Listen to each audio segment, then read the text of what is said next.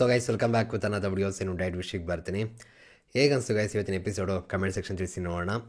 Guys ಆನೆಸ್ಟಾಗಿ ಹೇಳಿ, ಈ season ಇಷ್ಟ ಆಗ್ತಿದೆಯಾ? ತುಂಬ ಜನ ಏನಾದ್ರು ಕನೆಕ್ಟ್ ಆಗ್ತಿದ್ದಾರಾ? ಫೈಟ್ ಕೂಡ ಇದ್ದಾರೆ ಅಂತ ಅನಿಸಿದ್ಯಾ? ಬಿಡಪ್ಪ ಇವರಿಲ್ಲ ಅಂದ್ರೆ ಇನ್ನೊಬ್ಬ, ಇವ್ರು ಸಖತ್ತಾಗಿ ಫೈಟ್ ಕೊಡ್ತಾರೆ, ಇವ್ರು ಸಖತ್ತಾಗಿ ಆಡ್ತಾರೆ, ಇವ್ರಿಗೆ ಸಪೋರ್ಟ್ ಮಾಡೋಣ, ಅವ್ರಿಗೆ ಸಪೋರ್ಟ್ ಮಾಡೋಣ, ಈ ಥರ ಏನಿದೆಯಾ? ಅಥವಾ ನಮ್ಮ ಸ್ಪರ್ಧಿಗೆ ಇವ್ನು ಸಕ್ಕದಾಗಿ ಟಕ್ಕರ್ ಕೊಡ್ತಾನೆ, ಹಿಂಗೇನಾದ್ರು ಫೀಲ್ ಆಗ್ತಿದೆಯಾ? ನನಗೇನೋ ಹಂಗೆ ಅನಿಸ್ತಾನೆ ಇಲ್ಲ, ಯಾಕೋ ಗೊತ್ತಿಲ್ಲ.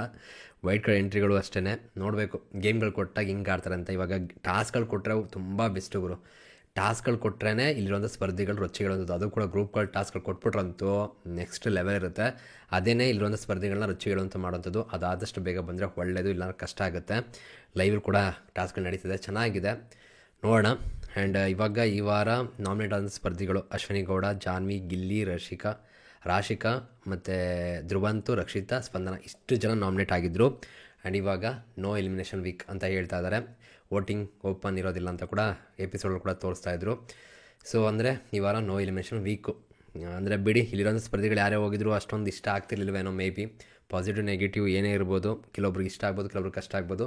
ಬಟ್ ಇವರೆಲ್ಲ ಪೊಟೆನ್ಷಿಯಲ್ ಇರುವಂಥ ವ್ಯಕ್ತಿಗಳೇ, ಏನಾದ್ರು ಕ್ರಿಯೇಟ್ ಮಾಡುವಂಥ ತಾಕತ್ತಿರೋರೆ ಮತ್ತು ಸಪೋರ್ಟ್ ಇರುವಂಥ ವ್ಯಕ್ತಿಗಳೇ. ಸೊ ಹಾಗಾಗಿ ಇಲ್ಲಿ ಯಾರೇ ಹೋಗಿದ್ರು ಕಷ್ಟ ಆಗ್ತಿತ್ತು. ಸೊ ಹಾಗಾಗಿ ಬಿಗ್ ಬಾಸ್ ಒಂದು ಒಳ್ಳೆ ನಿರ್ಧಾರ ಮಾಡಿದಾರೆ ಅಂತ ಅನಿಸುತ್ತೆ. ಅವರು ಕೂಡ ಅಂದ್ಕೊಂಡಿರಲ್ಲ ಇಲ್ಲಿ ಮಲ್ಲಮ್ಮ ಕೂಡ ಸೇವ್ ಆಗ್ತಾರೆ, ಆಮೇಲೆ ಯಾರು ಅಭಿಷೇಕ್ ಕೂಡ ಸೇವ್ ಆದರು, ಆಮೇಲೆ ಇನ್ಯಾರು ಸೇವ್ ಆದ್ರಲ್ಲ, ಕಾಕ್ರೋಚ್ ಸುಧೀರ್ ಕೂಡ ಸೇವ್ ಆಗಿದ್ದರು. ಆ್ಯಂಡ್ ಹೀಗೆಲ್ಲ ಇದ್ದಾಗ ಇಲ್ಲಿ ಯಾರನ್ನೇ ಕಳಿಸಿದ್ರು ಕೂಡ ಕಷ್ಟ ಆಗುತ್ತೆ. ನನ್ನ ಪ್ರಕಾರ ಮಲ್ಲಮ್ಮನ ಕಳಿಸೋ ಪ್ಲ್ಯಾನ್ ಇತ್ತು ಅನಿಸುತ್ತೆ, ಅವ್ರು ಕೂಡ ಸೇವ್ ಆದ್ರಲ್ಲ. ಸೊ ಹಾಗಾಗಿ ಕತೆಗಳನ್ನ ಚೇಂಜ್ ಮಾಡಿರೋ ಅನಿಸುತ್ತೆ. ನೋಡ್ಬೇಕು ಏನು ಮಾಡ್ತಾರೆ ಹೆಂಗೆ ಕತೆ ಅಂತ. ಆನೆಸ್ಟಾಗಿ ಹೇಳ್ತೀನಿ, ಮಲ್ಲಮ್ಮ ರೀಸನ್ ಕೂಡ ಅದು ನೋಡ್ರೆ ಬೇಜಾರಾಗುತ್ತೆ ಗುರು. ಅವ್ರು ಟಾಸ್ಕ್ ಹಿಂಗೆ ಆಡ್ತಾರೋ, ಫೈಟ್ ಹಿಂಗೆ ಕೊಡ್ತಾರೋ, ಅದು ಬೇರೆ ಕತೆ. ಆ ರೀಸನ್ಗಳು ಚೆನ್ನಾಗಿಲ್ಲ, ಮಾತುಗಳು ಅಷ್ಟೇ ತುಂಬ ಅರ್ಥ ಇರೋಲ್ಲ. ಸೊ ಅದೆಲ್ಲ ನೋಡಿದ್ರೆ ಬೇಜಾರಾಗುತ್ತೆ. ಈ ಕಾಂಪಿಟೇಷನ್ಗೆಲ್ಲ ಒಳ್ಳೆಯವರು, ಒಳ್ಳೆತನ, ಮುಗ್ಧತೆ ಇದೆಲ್ಲ ಓಕೆ, ಆದರೆ ನಮ್ಗೆ ನೋಡೋರ್ಗೂ ಒಂದು ಏನೋ ಸಿಗಬೇಕಲ್ಲ, ಇಂಟ್ರೆಸ್ಟ್ ಬರೋ ರೀತಿ. ಸಖತ್ತಾಗಿ ಗೇಮ್ ಮಾಡಿದ್ರಪ್ಪ, ಸಖತ್ತಾಗಿ ರೀಸನ್ ಕೊಡ್ತಾರಪ್ಪ, ಫೈಟ್ ಇದಪ್ಪ ಅಂತ, ಅದು ಯಾವುದು ಕೂಡ ಕಾಣ್ತಿಲ್ಲ. ಸೊ ಹಾಗಾಗಿ ಅವ್ರನ್ನ ಕಳಿಸೋ ಪ್ಲ್ಯಾನ್ ಇತ್ತು ಅನಿಸುತ್ತೆ. ಅವರು ಸೇವ್ ಆದಲ್ಲ, ಅದಕ್ಕೆ ಕತೆನೇ ಚೇಂಜ್ ಮಾಡಿಬಿಟ್ಟಿದ್ರು ಅನಿಸುತ್ತೆ. ಮೇ ಬಿ ಈ ವಾರ ಒಂದು ಈ ಥರ ಮಾಡ್ಬೋದು ಅನಿಸುತ್ತೆ. ಪ್ರ್ಯಾಂಕ್ ಮಾಡ್ತಾರಲ್ಲ, ಪ್ರ್ಯಾಂಕ್ ಎಲಿಮಿನೇಷನ್ ಅದು ಮಾಡ್ತಾರೆ ಅನಿಸುತ್ತೆ.